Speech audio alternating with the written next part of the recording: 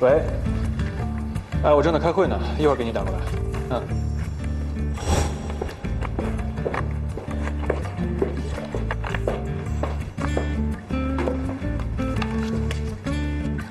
我觉得这个电视剧在海南拍有问题。什么问题？琪琪啊，我正忙呢，一会儿打给你。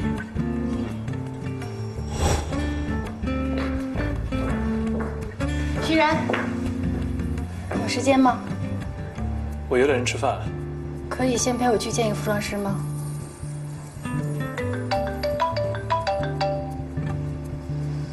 喂，琪琪啊，今天晚上不能陪你吃饭了，我要陪冯路飞去见个服装师，下次吧。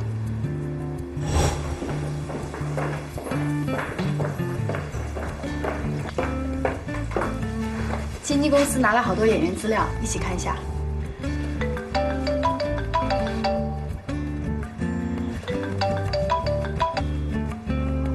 喂，七七，我们在忙呢，晚一点让他打给你。好，走。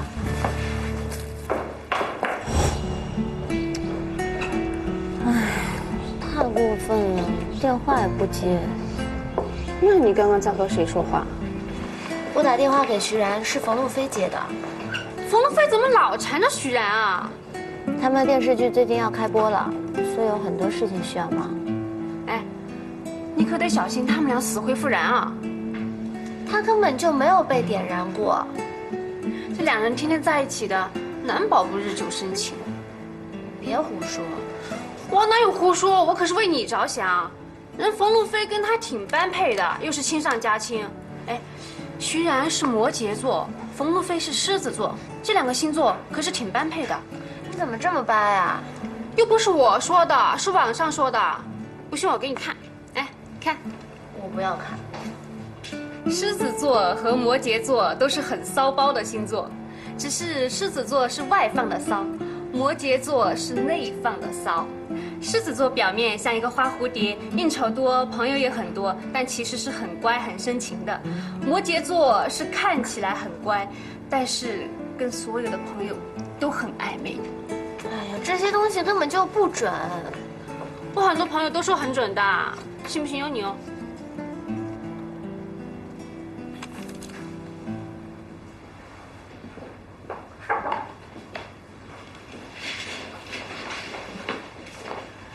电视台的客户名单。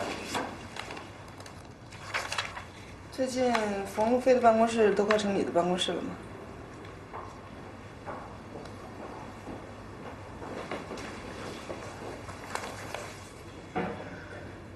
你有没有觉得冯路飞是故意的？他好像总是拿工作来拴着我。他不是故意的，是下意识。你看啊，他现在孤单，所以不是骚扰我就是骚扰你。而且他努力想用工作来打发时间，所以下意识就想让你陪他多待会儿。这么说，他的下意识还挺可怕的。应该说是冯路飞的下意识很可怕，因为只有2个字：我要。哦不，是他要。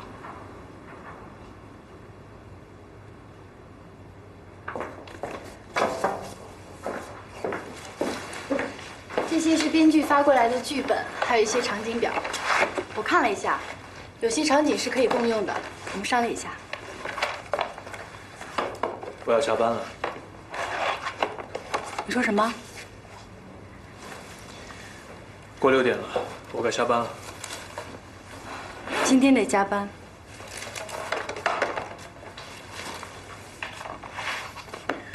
冯路飞，我需要休息，我们都需要休息。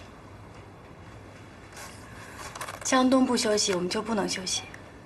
在比赛中，胜出对手的唯一法则，就是要对自己比对待对手更加残忍，把自己变成对手的噩梦。可是再这么下去，只会变成我们自己的噩梦。一个星期有168个小时，我有140个小时是待在这栋楼里的。除了工作，我还有自己的生活。现在我有女朋友了。这个星期他约了我5次，5次我都爽约了。今天我答应他了，一定会陪他吃晚饭的。是你主动找我要合作的，是你说要拿下青阳这个案子拍成电视剧，我爸不同意你加入，我力挺你。江东说这个电视剧拍不成，也是我努力挽回的。自从有这个案子，周末在我的词典里早就消失了。我的生活没有白天和晚上区别，因为我知道，要想成功，就必须要承受这些。你说的这些都没错，可我们毕竟是人，不是机器。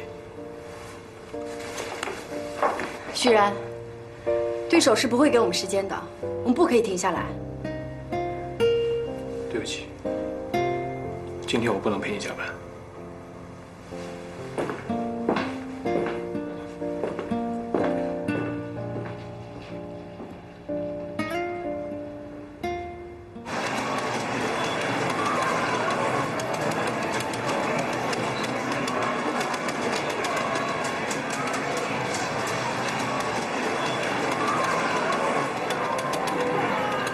唐琪琪，我有话跟你说。不要叫我，现在这儿打不过去了。现在有时间听我说话了吗？我们继续玩。你能不能好好听我说话？好了，我答应你，以后多花点时间陪你，但不是陪你打游戏机啊。你根本就不知道我为什么生气。那你说？我不喜欢你跟一个比我漂亮、比我有钱、比我聪明的女人天天在一起。我就是有这么点小心眼。我看到她天天跟你在一起工作的时候，我总是怀疑你是不是选择错误了。你是不是应该跟冯路飞在一起才是正确的？他跟你在一起能帮你赚钱，可是我只能帮你做饭。我觉得我在你心里根本就不重要，我在你心里根本就没有位置。我真不知道你会这么想，琪琪。我喜欢的不是冯路飞那样的女强人。那你喜欢什么样的？我喜欢的是你这样的小朋友。什么小朋友啊？哦，是充满了斗志和正义感的小朋友。你看你，就算是来道歉都没有诚意，还充满着讽刺。刚才你说冯路飞在工作上能力比你强，我同意。但是你说她比你漂亮，我不觉得。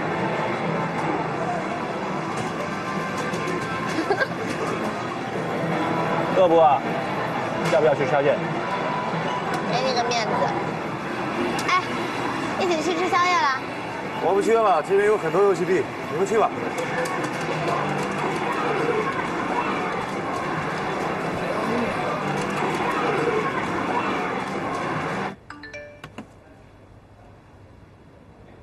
无懈可击，今天顺利开拍，感谢你的支持。进来。江总，俄罗多兹剧组刚刚传来消息，说今天已经顺利开机了。很好，徐然他们也是今天开机。他们也是今天？没错，不过我会提前1个月比他们先完成。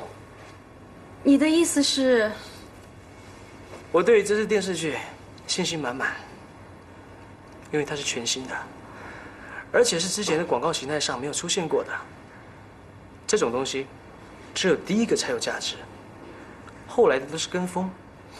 我会很明确的跟徐然说，他的想法已经有人提前实现了，而我们 V 公司呢，是不能接受任何的山寨的，所以很抱歉，我不能帮他买单喽。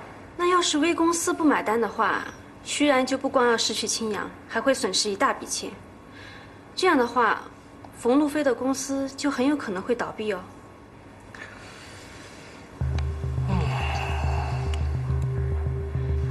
这是一个比较棘手的问题。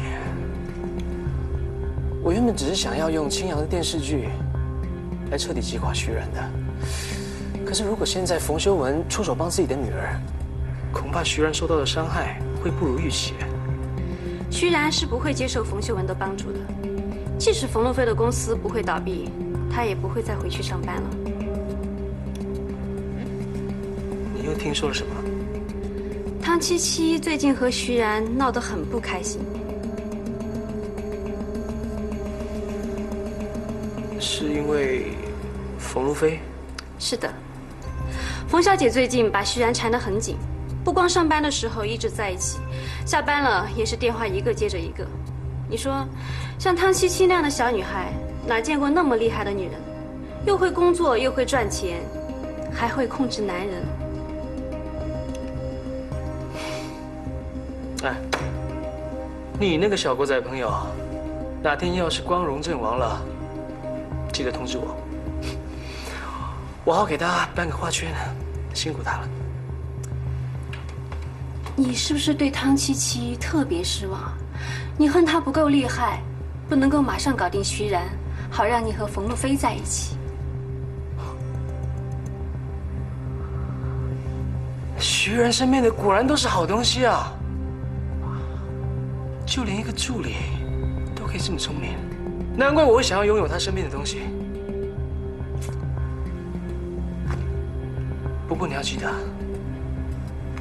再怎么样，你都还是个助理。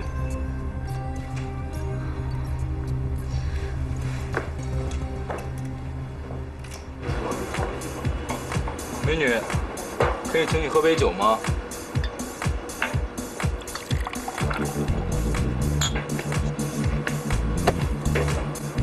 干什么呀？别让他喝了。关你什么事儿啊？叫你别让他喝了。他是谁啊？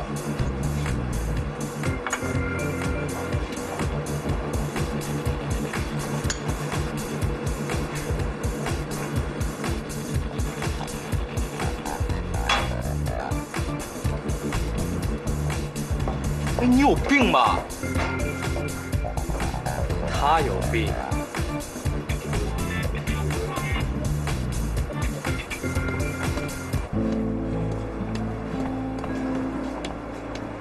有话一次性说清楚，别每次都在我办正事的时候出现。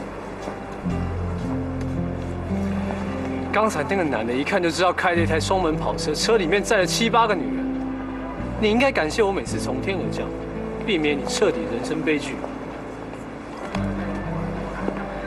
你可以说我公关做得不好，但绝对不能说我勾搭不专业。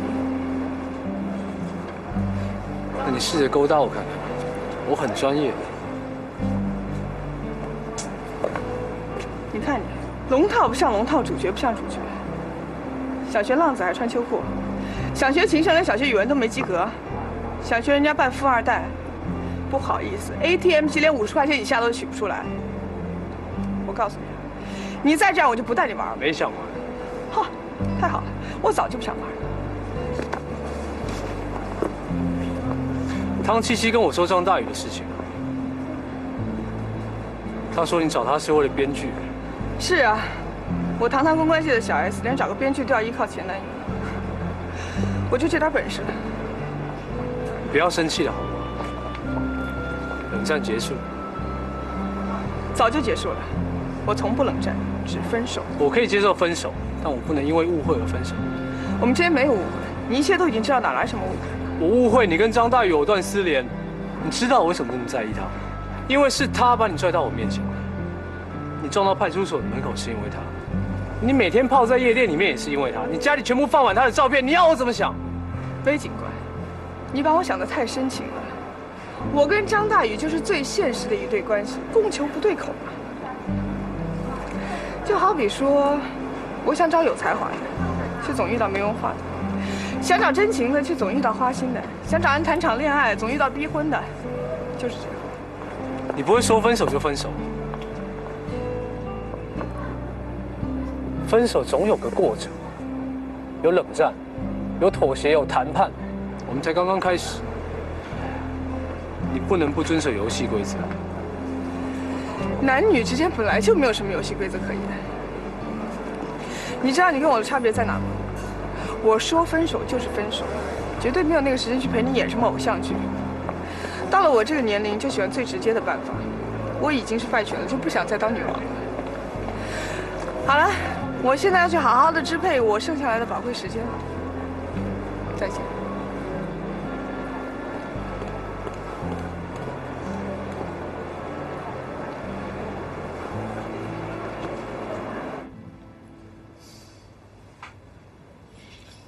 你和徐然最近怎么样？你又听说什么了？我什么都没有听说，我只是坚持自己一贯的想法，你跟徐然是不会有结果的。什么意思啊？你跟他不是一种人，我们才是。我没觉得我们俩像啊。你到底想说什么？我小时候住在一个很小的地方，当地有一个流氓，叫江德宝，长得其貌不扬，可是很多女人看到他都会脸红。有一次，他调戏了一个小学老师，搞得整个村子都非常讨厌他。有人拿棍棒追着他打，打得他浑身是伤，浑身是血。就有人问他：“你根本就是个混蛋，为什么还会有这么多女人喜欢你呢？”江德宝回答说：“因为我爱他们。”你应该已经猜到了吧？江德宝就是我爸。那个小学教师是你妈妈？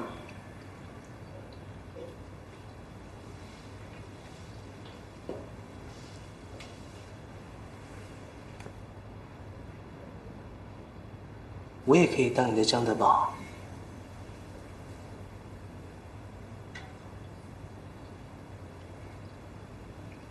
我听见你心里转动想法的声音。你想说，你不过是个流氓的儿子，我是冯修文的女儿，至少是被他养大的。可是你错了。他们这种有钱人，永远只相信血缘是唯一关系的根本。徐然是冯修文的儿子，而你呢？你连自己亲生父母是谁都不知道。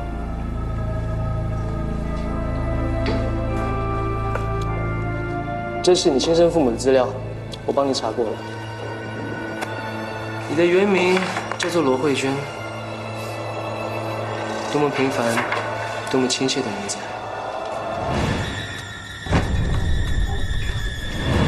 我知道你现在心情一定很复杂，相信我，全世界只有我最了解你的感受，因为你是我的。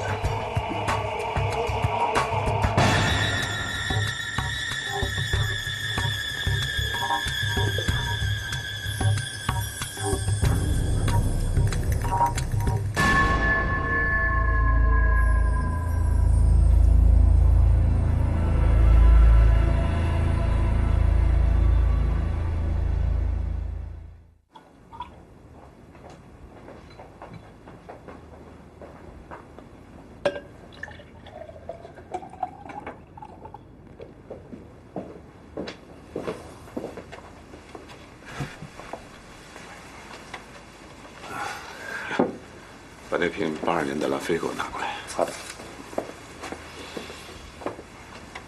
这是名副其实的家宴呐，啊，陆飞带了她的男朋友，徐然带了他的女朋友。这位姑娘挺喜庆的，你叫什么名字？我叫汤七七，是7749的77。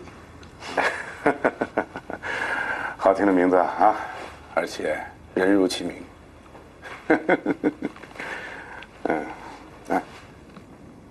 这个姑娘没有充分调整你们过一规整的生活吧？她不知道你喝酒的事情啊。你在那嘀嘀咕咕什么呢？我们的桌上可没什么秘密啊。轩儿，我记得这还是你第一次到家里来吧？也不是第一次。上次冯路飞带我来过，你不在。啊，是吗？那你搬回来住吧。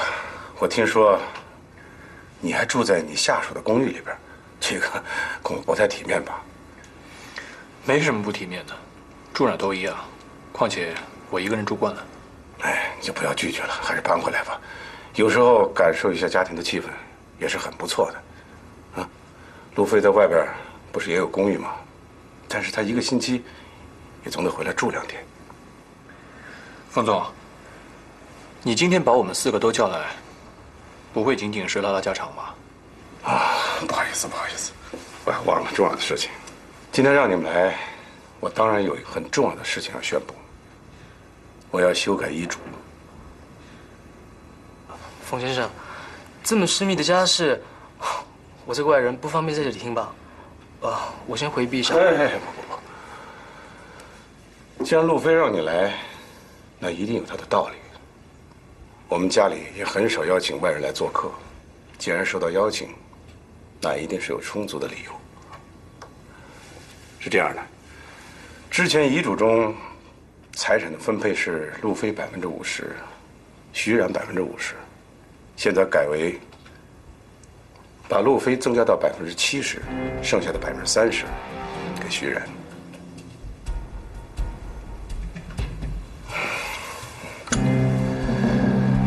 徐冉，你没什么想法吧？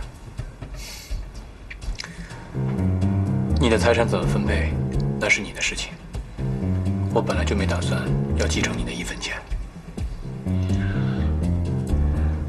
为什么要修改遗嘱？你来说说为什么？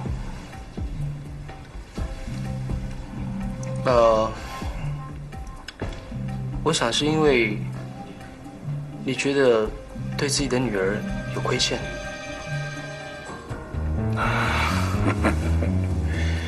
你看看，他比你更懂我的。那你知道为什么我听到这个消息一点都不高兴的原因吗？我来说个故事，在晋朝时期呢，有一个叫石崇的人，他有一个弟弟，在他父亲过世之后呢，把所有的财产都给了他弟弟，他1分钱都没拿到。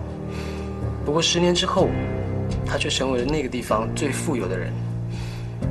我想说的是，路飞一直觉得他就是石崇，可是冯先生，你却觉得徐冉才是石崇，所以他不开心。爸，你看到了，他比你更懂我。如果没有其他事情，我先走了。我们走吧。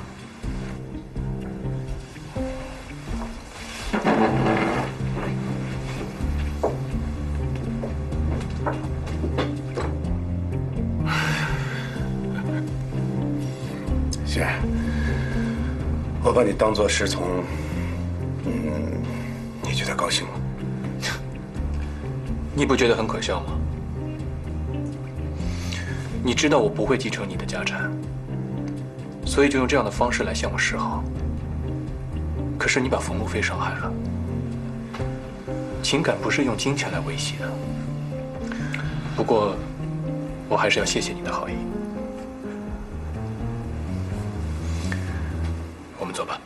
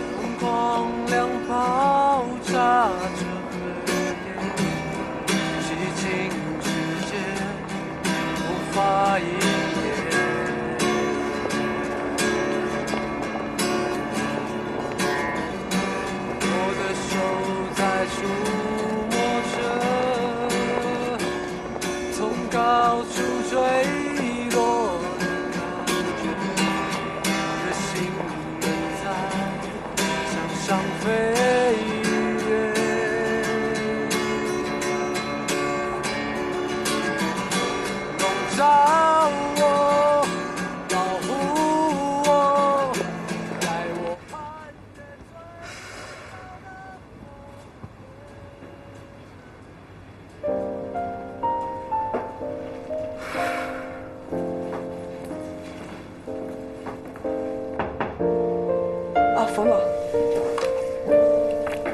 某人在楼下已经孜孜不倦地唱了一个上午了。这到底是求领养、求同情还是求原谅啊？领养、同情、原谅，他一个都没分。搞不好能赚点钱是真的。我原来认为只有银行家才是最铁石心肠的混蛋，现在看看公关界也差不了多少。我们做公关的第一点就是铁石心肠，因为我们做的都是忽悠人的事。那我现在以我名片上的身份，要求你处理一下眼前这个公关危机。冯总，您太会开玩笑了，这个顶多算是扰民，跟公司一点关系都没有。可是现在大家都看着，他在楼下祈求一个女人的爱情，面对一个这样又帅、又年轻、又会耍宝的可爱青年，这个女人完全不动心。这只会让路人对我们公司的女员工产生2种猜测：第一，公司女员工只爱有钱人；第二，公司女员工私生活不检点，勾搭人家小伙子，又无缘无故的抛弃了别人。我从来都相信，作为女人，经济上不独立，就谈不上精神上的独立。我平时挣的也不少，所以我根本不稀罕有钱人。像这种隔窗谈情表达爱意，在我这根本就没用。对于我这个年龄，这种做法就是浮云。当然了，刚才您说对公司形象有影响，这点我认，所以现在就出去把他打发走。我现在明白，为什么徐然那么依赖你。为什么？因为你从里到外都是一个职业狂人。这也是一种悲哀吧。我得马上就把他打发走，不然我就当不了职业狂人。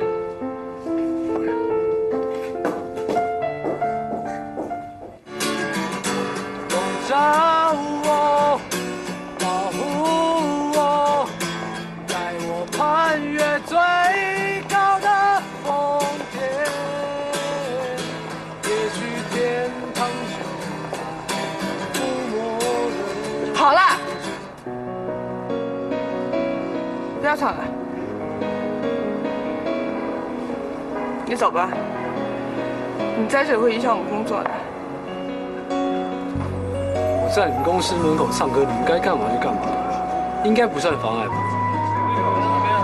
谢谢谢谢。好，那我就对不起了，我要叫保安。喂，哎，你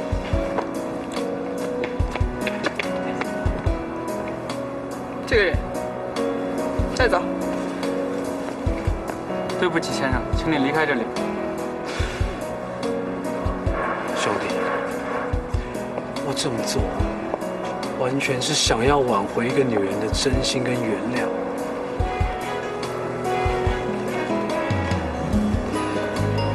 你可以理解吧？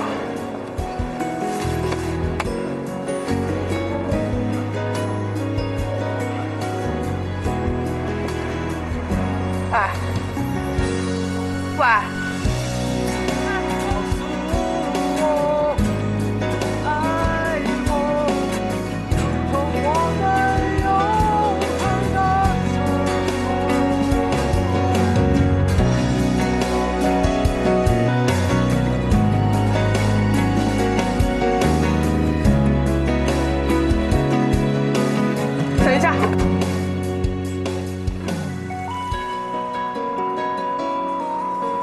个事，但要换个地方说。有什么话在这边说就好了。这么多人，换个安静的地方。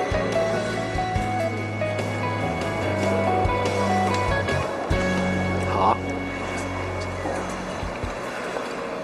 哎，我们到底去哪？好地方，去了就知道。谢谢，谢谢。加油，加油，加油，兄弟！加油！喂。哦。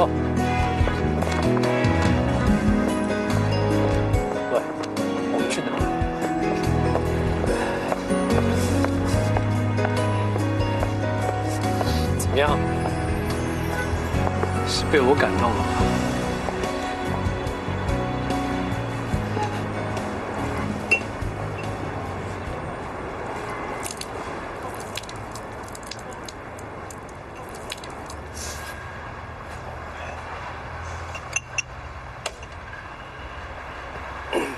这就是我的态度。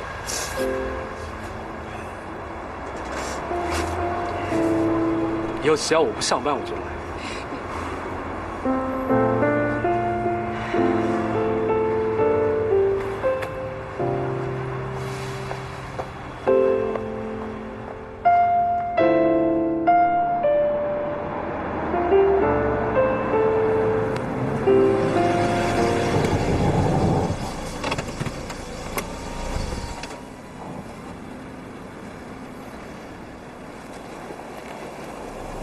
熊小姐，你还真是神出鬼没啊！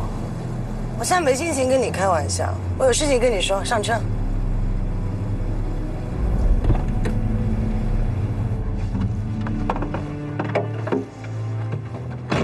什么事啊？我要被调回美国了。哦，合纵联盟已经开始怀疑我了，我现在处境非常危险。你们一定要帮我，而且要尽快。你没资格跟我谈条件。我要你办的事情，你一件也没办好，我凭什么帮你啊？你居然让我差点被江东给弄死啊！你也已经拿走了笔记本，你们不能过河拆桥啊！熊佳姐，这种事情对你来说应该不陌生，你不知道做过多少次啊？算你狠！游戏规则嘛，我只是按你出牌而已。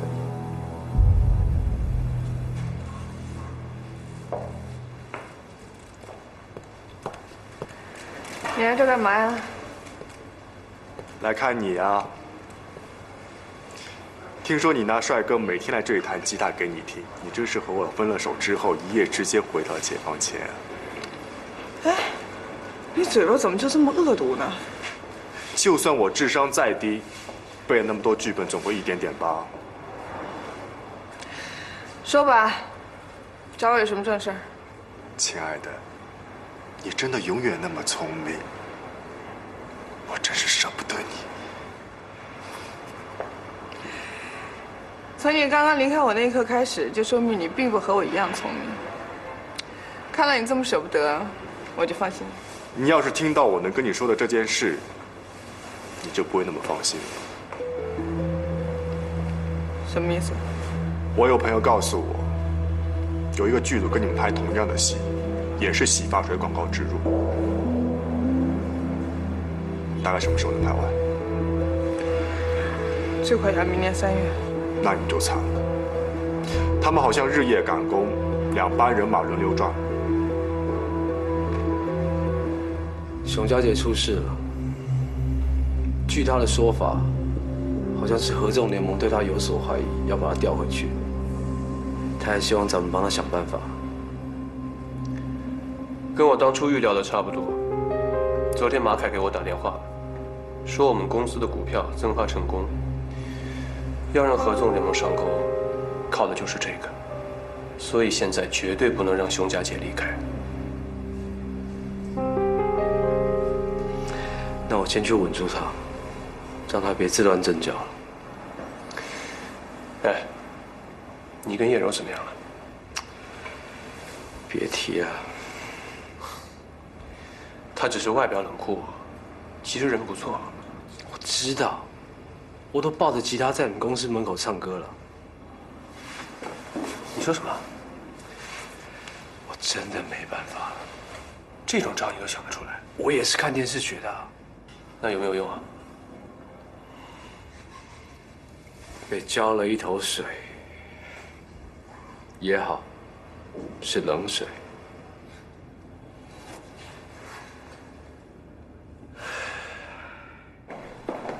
电话我应该如何跟他解释这个问题？有，我们又见面了。我们要不就错中错，要不就负负得正。喂。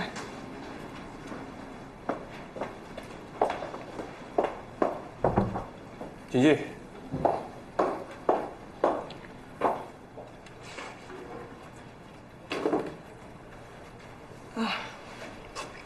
先想歪了。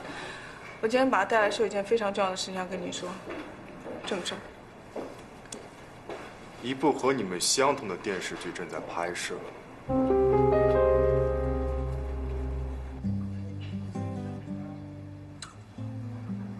你可真是个讲故事的高手。我爸3点钟打电话给我，说你讲的故事是他近几年来听到最有意思的故事。我在意的是江德宝的故事，你还没有给我的江德宝打分数呢。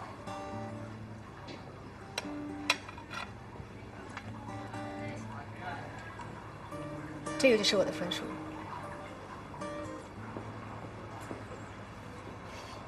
路飞，我真的很开心，我们能手握着手吃饭。可是我要说一件很煞风景的事。说来听听。我们都知道，得到一些什么，总得付出些。我最不想看到的就是你最先付出。我之前是你的客户，你现在变成我的女朋友。当然，对我来说，这就像天上掉下来的礼物一样。可是，并不是每个人都会这么想。他们一定会觉得，因为我是你的女朋友，所以你才会把青阳交给我。我最怕他们这么想啊！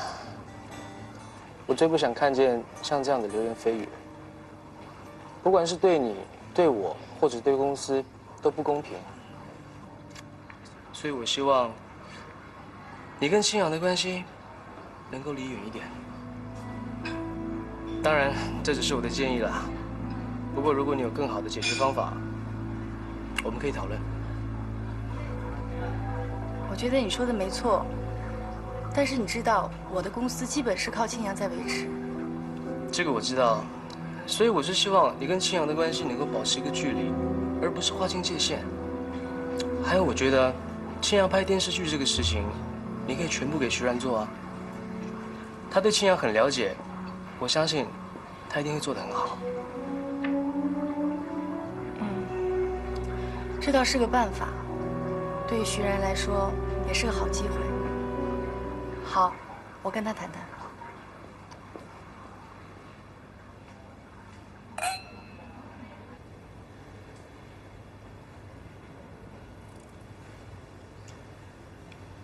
我想跟你说件事儿。我也有事情要跟你说。那你先说吧。我跟江东谈恋爱了，所以我希望青阳电视剧的制作由你全权负责。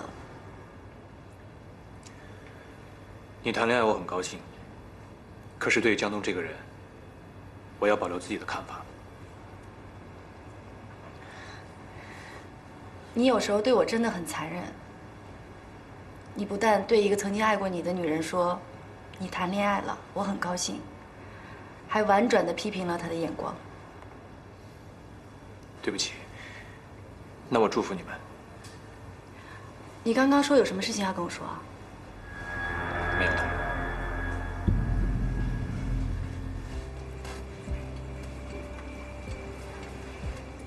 我要跟你说件事情。什么事儿啊？冯路飞把青阳电视剧这个项目全权交给我来处理了。为什么？不会是因为我吧？冯路飞不是跟江东在谈恋爱吗？他为了避嫌，所以不能参加这个项目。等于说呢，现在在广告公司，我跟他负责不同的客户。听起来像是一件好事儿，权责分明。的确只是听起来还不错，其实我现在遇到了个大麻烦。有人告诉我，有一部创意和青阳一模一样的电视剧正在秘密的拍摄。我猜这件事情的幕后主使就是江东。这两件事同时发生，这也太巧合了吧？更棘手的是，我们在明处，他们在暗处，他们想做什么，我完全都不知道。哎，或许可以通过网络的力量来搜集情报。怎么搜集？我可以在我的微博上告诉大家，我被人偷了一个剧本，而这个剧本现在已经被秘密的拍摄，希望广大知情人士可以提供线索，告知现在的拍摄情况，帮助我尽快找到这个人。这主意不错。我终于不是只会做饭的了。还好不是只会做饭。